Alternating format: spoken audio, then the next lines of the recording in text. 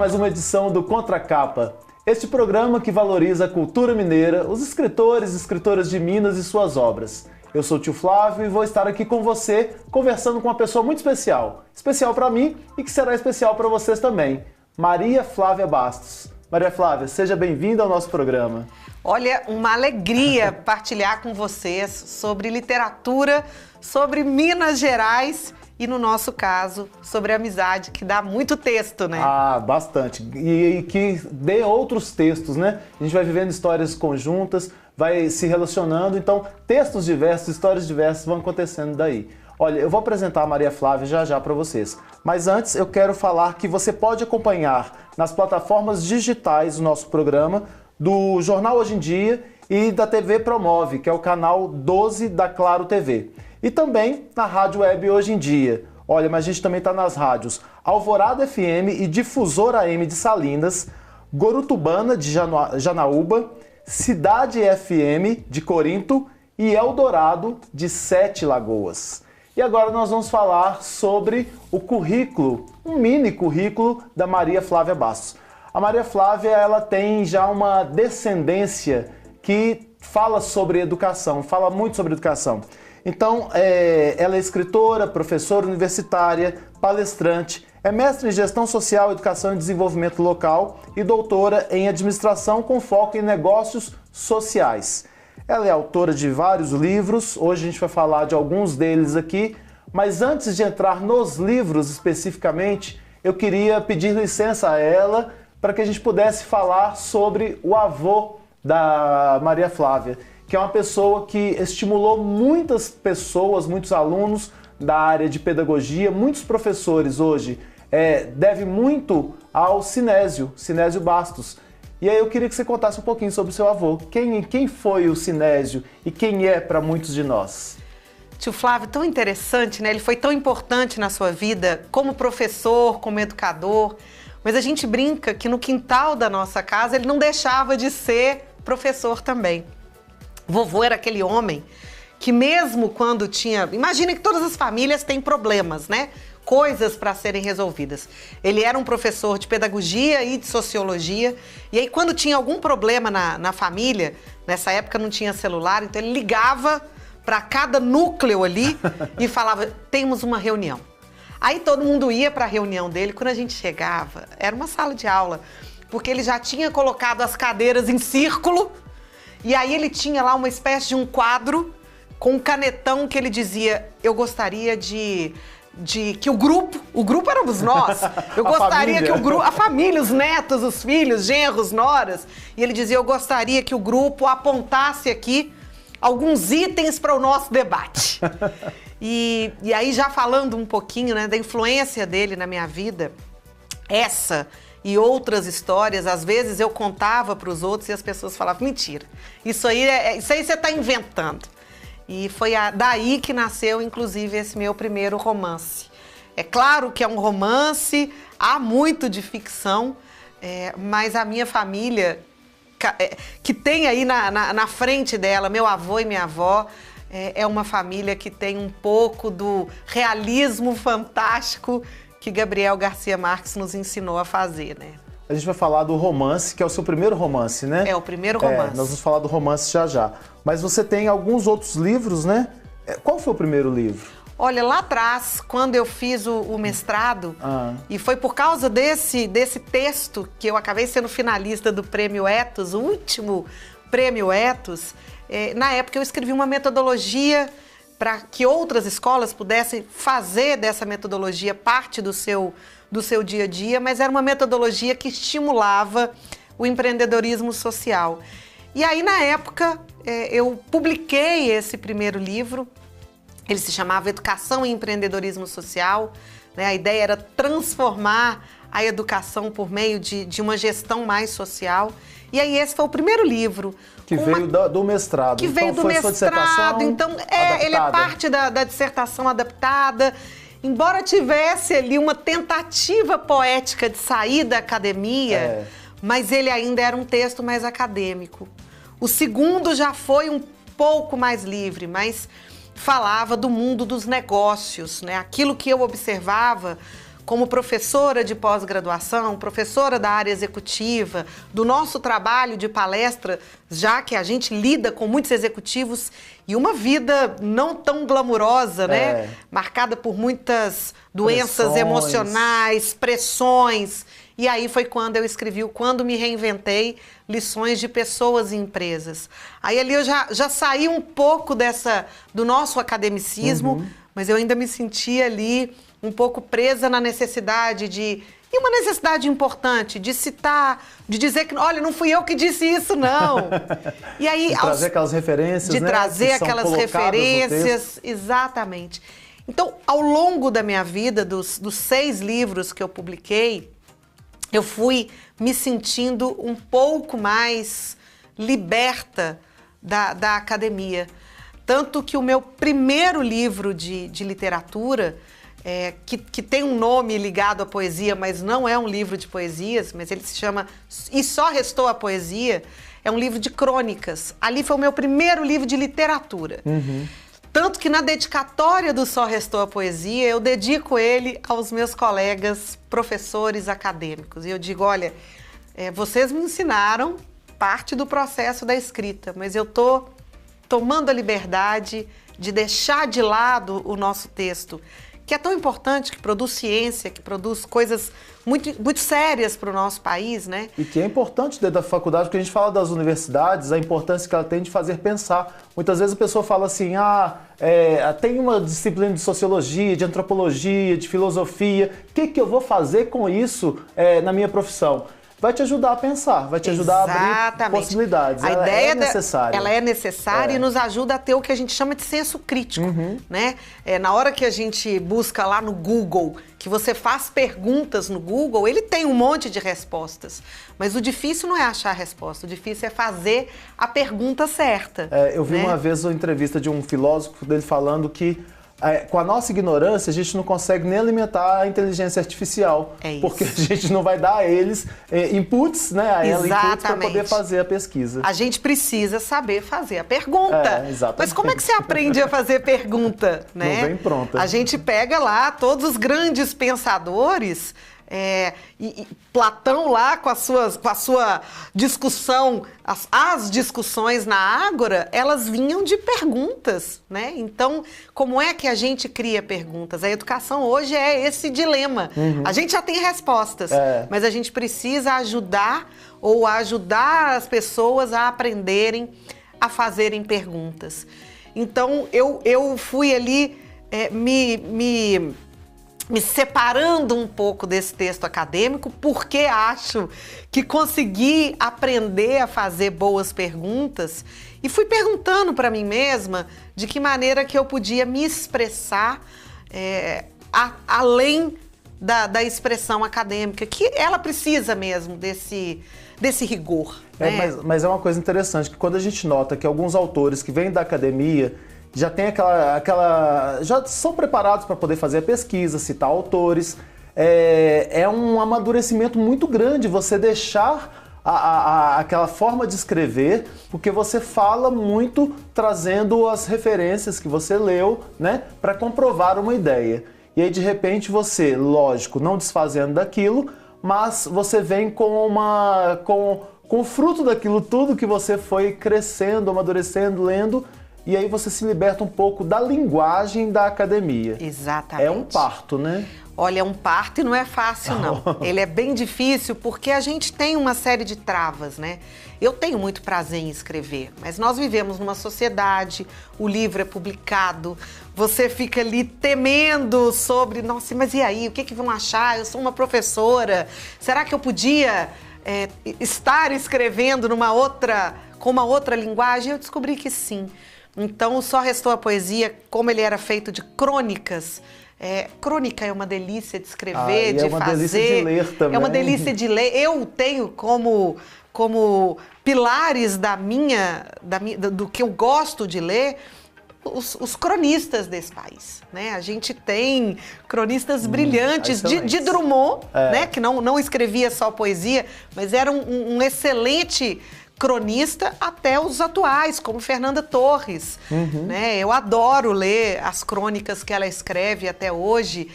como Paulo Mendes Campos. Então a gente tem cronistas sensacionais no nosso país. E foi por causa deles que eu comecei a ter coragem de escrever crônicas, publiquei o livro de crônicas e ele foi aí esse pontapé para que eu tomasse coragem e publicasse um primeiro romance. Só Restou Poesia. Só Restou a Poesia é um livro de crônicas. E aí, por que esse nome? O nome vem da seguinte ideia: as crônicas contam sobre esse nosso cotidiano, como toda crônica fala de cotidiano, mas ele vai contar de um cotidiano que, ainda que caótico, sempre tem uma poesia. Basta a gente estar aí atento para prestar atenção. Uma pessoa que me ajudou aí nesse processo de liberdade foi a professora de escrita e jornalista Cris Lisboa. E ela gosta muito de falar isso, né? A vida é cheia de bilhetinhos de amor. Mas a gente tem que estar atento para poder sentir, ver, perceber esses bilhetinhos de amor. Então eu fui escrevendo crônicas que criticavam as questões cotidianas que a gente tem nas empresas, nas escolas, na nossa vida, mas sempre aí com esse tom de que a poesia restou, ainda tem um dia para nascer. A noite foi difícil, o dia anterior foi sufocante, mas o sol sempre nasce e a gente sempre tem um recomeço. E sempre tem uma poesia para que a gente possa suportar, né, o caos da vida. Então o livro foi escrito com esse tom. E que me deu coragem para escrever o romance depois. A gente vai falar desse romance daqui a pouquinho, mas quando a gente fala dessa questão do perceber a poesia no dia a dia, a gente está tão treinado a ver as coisas ruins e isso não é algo de agora, né? Não. A gente traz os nossos antepassados lá de trás, que viviam nas cavernas, né, como dizem, e aí que ouvia um barulho lá fora, eles estando nas cavernas, e já associavam alguma coisa ruim que os pudesse pegar, né, matá-los, pela experiência própria. E aí a gente então já desenvolveu uma parte do cérebro que é justamente a de achar que uma ligação, alguém que quer falar com você, uma mensagem de me ligue que eu preciso falar com você, já é de alguma coisa ruim, né, e que não pode ser bom. E que a gente tem que desenvolver o outro lado também, que se percebermos coisas boas do dia a dia, por exemplo, hoje eu te reencontrei e te dei um abraço. Sim. É no dia algo maravilhoso, que a gente não contabiliza assim. Então há muito mais poesia na vida do que a gente consegue observar, né? E não é a gente não prestar atenção no caos, né? Mas é tentar o equilíbrio, assim, a ideia de que sombra e luz, elas fazem parte da nossa vida. Essa dualidade faz parte da vida. Né? Assim, a gente está aqui, gente, num estúdio e tem um monte de refletores. Se a gente ficar olhando fixamente para qualquer um desses refletores por 30 segundos, a gente vai ficar muito incomodado a ponto de deixar de perceber, de ter noção de profundidade. Da mesma maneira, se a gente ficar o tempo todo percebendo somente o que é ruim, né, o que não está, vamos dizer, iluminado, a gente também vai ter uma sensação muito ruim. Então, é esse equilíbrio entre sombra e luz que no Só Restou a Poesia eu tentei chamar a atenção. Olha, presta atenção no seu caos. Traz esse caos para você, acolhe esse caos. Mas tenta buscar aprendizagem e tenta buscar saídas para que a gente possa minimamente encontrar poesia aonde a gente acha que nem tem mais, né? Depois do Só Restou Poesia é que veio o romance? É que veio o romance. Então fala pra gente sobre esse romance, porque eu queria entender também o seguinte, já que a gente fala que ao escrever um livro você já está desnudando, porque você está se colocando para os outros, eu lembro muito daquela palestra da Brené Brown, né? Que ela falava que ela deu uma palestra e as pessoas começaram a criticá-la, e aquelas críticas ferrenhas, maldosas, doem na pessoa. Sim. Que não são críticas, né? São críticas maldosas mesmo, não são críticas técnicas. E aí foi justamente quando eu comecei a pensar sobre essas vulnerabilidades. E ao escrever, você está realmente se despindo para as pessoas, né? Agora, o romance já é despir-se mais ainda, porque você está escrevendo com algo ali que não é comprovado, né? Você está criando histórias com base em alguma coisa que você já viveu, né? Porque nesse livro deve ter muito sobre você, que você vai falar pra gente. Mas como é partir para um romance? Dá medo? Eu fiquei apavorada. E eu vou te dizer como é que aconteceu, assim. Como alguém que gosta de escrever, mas também gosto de estudar, né? Eu fui fazer um curso de preparação para começar a pensar em romance com uma escritora de Pernambuco, nosso amor Recife, né? Que se chama Elizabeth Azim. A Elizabeth é uma professora de literatura e tem vários livros escritos, é uma poetisa daquelas que a gente lê e se arrebata, né, na hora que faz a leitura dos textos dela. E aí eu fui fazer esse curso com a Beth. E nesse curso ela foi me estimulando a desejar escrever um romance. Eu fui fazer o curso não diretamente para escrever esse romance, mas ele foi nascendo ali, das nossas conversas e das coisas que eu pensava. E aí eu resgatei, foi ótimo você ter começado essa entrevista falando do meu avô. Eu fui resgatar as vivências da casa, da família, e meu pai, que era pernambucano, né? Meu pai conversava assim, com as mãos, levantava as mãos. E sempre que eu e minha irmã tínhamos algumas coisas, né, ele falava, gente, as meninas aqui em casa, ele era médico, as meninas aqui em casa, elas não gripam, elas já têm uma doença terminal, né? E isso, de alguma maneira, era um traço muito marcante da família da minha mãe, né? E aí papai dizia, vocês têm que se libertar desse atavismo que vocês têm, né? Dessas forças atávicas, dessas tatuagens que vocês trazem. E aí, o que ele quer dizer com isso? Ele falava que a nossa família tinha traços muito marcantes e que era impressionante que um bebezinho da família repetia aquilo quase que como um troféu. E tinha coisas que a gente contava do tipo, eu tenho um tio que não come há 30 anos. E aí parece uma mentira, né? Mas como é que ele sobrevive? Ele fuma. Então, eram histórias e ele falava, vocês comemoram essas loucuras como sendo coisas muito interessantes. Um tio que um dia decidiu morrer. Ele deitou e falou, eu vou morrer. E morreu! Ele decidiu morrer, fechou o olho, parou de comer e morreu. Então, são histórias que pareciam e que papai falava, olha, vocês precisam se libertar disso. Mas isso é história real? Isso é história real. Isso é história real, mas parece realismo fantástico, né? E aí eu ficava com isso na cabeça e no curso da Beth ela falava, Maria Flávia, vamos botar isso em texto. Isso pode ser uma coisa muito interessante. Então, partindo sim dessas vivências, dessas histórias e de muitas coisas pessoais, eu fui criar a história da Maria Clara, né? Um nome até parecido com o meu. Mas Maria Clara passa por 3 momentos da vida dela. No primeiro momento ela está tão entranhada dessas forças atávicas, né? Dessas tatuagens e dessas marcas familiares, que isso é tão mineiro, inclusive, né? Mulheres de Minas carregam em si muito dos seus, né? E não nos é permitido, talvez, nos libertarmos disso, porque libertar-se dos seus pode parecer uma traição. E aí eu fui entender, e Maria Clara foi me mostrar que não, a gente não precisa largar a família para se libertar de algumas coisas que são necessárias. Então, no primeiro momento do livro, a Maria Clara, ela é tão presa a essas raízes que ela literalmente se torna uma árvore. A árvore é linda, ela é frondosa, ela é exuberante, ela recebe o vento, mas ela está presa de tal maneira que ela é imóvel. E essa imobilidade traz uma dor muito grande para essa mulher. E aí essa mulher vai em busca dessas histórias, ela aprofunda nas histórias dessa família, desses laços, e aí ela se encontra num rio, né? A família dela, e aí eu pego muito dessa minha família, que está em Pirapora, que está em Bom Jesus da Lapa, na Bahia, e que está em Pernambuco, e que é as 3 regiões, né? Minas, Bahia, Pernambuco, tem o Rio São Francisco como seu. Né? A identidade do Rio São Francisco é muito forte. Eu lembro que quando eu estava escrevendo e eu falava, olha, de alguma maneira meu avô e minha avó se encontraram pelo Rio São Francisco. E aí ela me faz esse questionamento.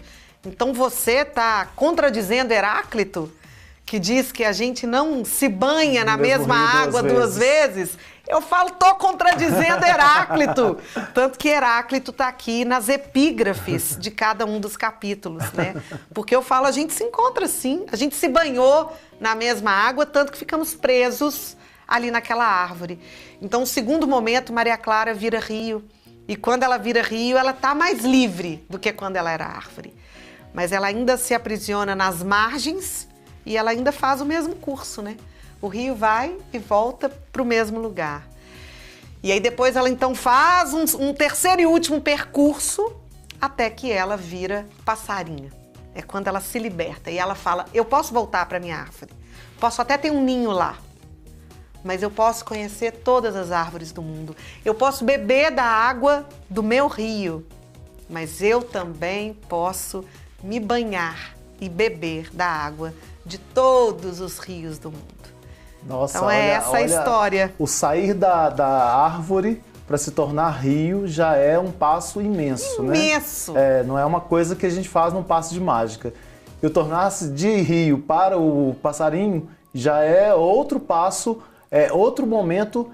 E aí a gente vê que eu vi alguns comentários que as pessoas colocaram depois que leram o livro, falando justamente assim que a leitura é libertadora. Porque, na verdade, o que você está convidando as pessoas é justamente isso, né?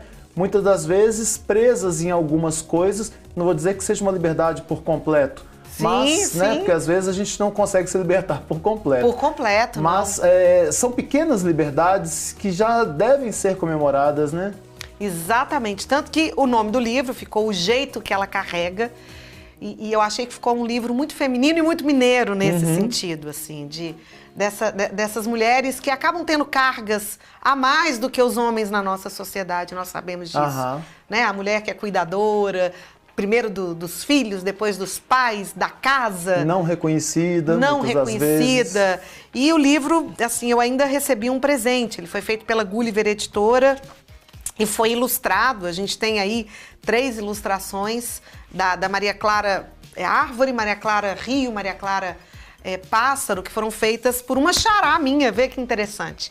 Maria Flávia Vanucci, ela fez as ilustrações do livro.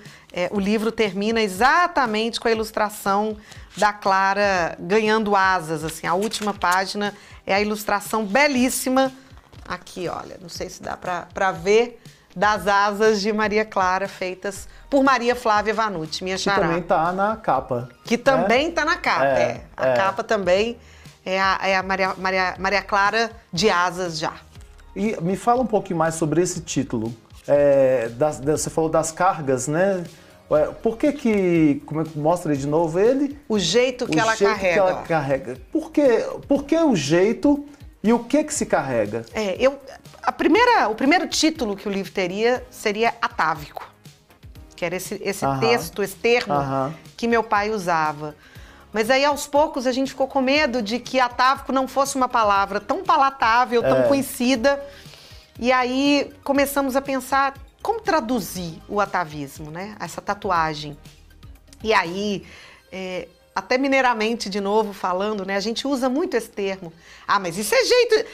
isso é a cara de tio Flávio, o jeito que tio Flávio carrega. Dele, né? Isso é o jeitinho de tio Flávio. Eu fui ali, vi um projeto e falei, nossa, isso é jeito de tio Flávio. É o jeitinho dele, né? Essa coisa que a gente traz. E aí, o carregar veio no sentido da carga mesmo, né? Porque nós temos cargas que são muito boas, inclusive. A gente não tem que associar a carga só às coisas negativas, não, né? A gente carrega muita coisa boa. A gente carrega a cultura, inclusive, dos nossos pais. Exatamente. Você tem uma miscigenação aí de estados, né, de regiões, que você carrega um pouquinho de cada uma delas. E tem maior orgulho delas. Assim, o carrega tanto vem no sentido da carga, como vem no sentido do colo mesmo, né? Quando você carrega ali uma criança, quando você carrega uma cesta das coisas que a gente gosta de comer, né? Então, a palavra carrega, ela traz em si coisas muito bonitas, né? E assim, ao ler, que tem isso também, né? Eu escrevo e às vezes a gente esquece algumas coisas que a gente escreve, né? E aí fui relendo algumas coisas e fui achando isso, assim. O jeito que ela carrega tá dentro do texto de alguma maneira. Tem muita gente que me pergunta sobre essa questão do escrever. Sempre tive o sonho de escrever, mas isso não é para mim, né? Isso não é porque quem sou eu para escrever um livro? E há várias histórias, eu falo, gente, aqui em Minas nós temos pessoas que têm histórias tão maravilhosas que essas histórias têm que brotar. Eu falei na apresentação do programa que a gente tem, entre aspas, enterradas muitas histórias, que às vezes elas morrem ali mesmo, porque as pessoas não têm a coragem, a oportunidade, o conhecimento de fazê-las brotar. E o programa é justamente para poder tentar mostrar aquilo que brota ou estimular que se brote no terreno tão fértil que a gente tem em Minas Gerais. Você buscou, né? Você quis buscar para fazer o romance o que a gente chama de um escritor fantasma, né? Que é ou não? Não, nem foi um escritor fantasma. Não. O nome do que eu procurei a gente chama de preparador. Eu fui escrevendo. O preparador ele tem um papel parecido com o revisor. Aham. Mas ele não só revisa o seu texto, ele revisa e comenta. Sei. Então é a hora que os bons preparadores eles vão dizer isso. Olha, esse texto tá belíssimo. É a hora que ela fala, por exemplo, você está contradizendo Heráclito, então é como se você escrevesse, mas você tem ali uma pessoa com quem você debate cada etapa do seu livro. E esse processo é tranquilo? Foi tranquilo para você? Não, foi cheio de dores. Tranquilo nada. Porque eu acho muito interessante você ter um preparador, assim, as ótimas editoras, o papel do editor é esse. Uhum. Então, as grandes editoras, as editoras que cuidam de literatura com responsabilidade, elas vão ter esses papéis.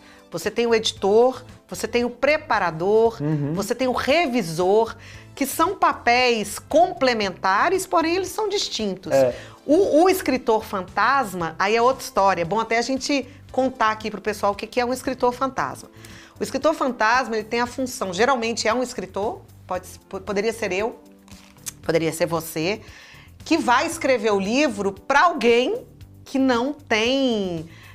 que não se sente apto à escrita. Tem até uma boa ideia e fala, tio Flávio, eu tenho uma ideia de livro. Então, o escritor fantasma, ele vai pegar a sua história e vai escrever para você. Ele escreve sozinho, então. Sozinho, ele escreve para... orientação.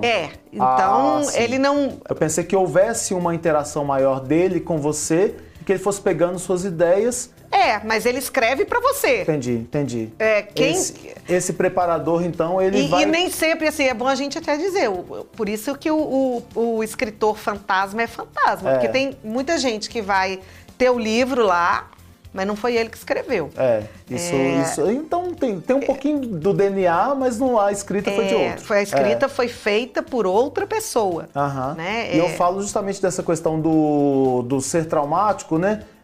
Por isso que eu te perguntei se foi, porque quem está acostumado já está na academia, já tem uma escrita própria, e aí você olha, você revisa, você passa para alguém revisar, mas ela não entra no mérito do conceito. O preparador, o editor, o revisor, eles são figuras muito importantes na literatura, mas eles não entram na sua história. Ele não vai dizer para você o que você deve fazer. Ele muito mais te ajuda nesse processo, assim... Né? Quando ela fala de Heráclito, aí caberá a mim, escritora, buscar Heráclito, buscar essa fonte e ver onde eu quero colocar isso.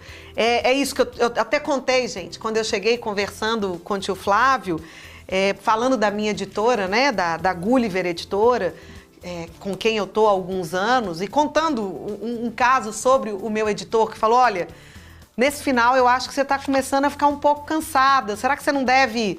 voltar e pensar um pouco mais? Eu acho que o livro estava numa cadência ótima e de repente eu senti um cansaço aí no final. Essa é a ideia do editor, essa é a ideia do preparador. Ótimo. Ele prepara o seu texto, ele vai te dando sinais ali e por isso é dolorido.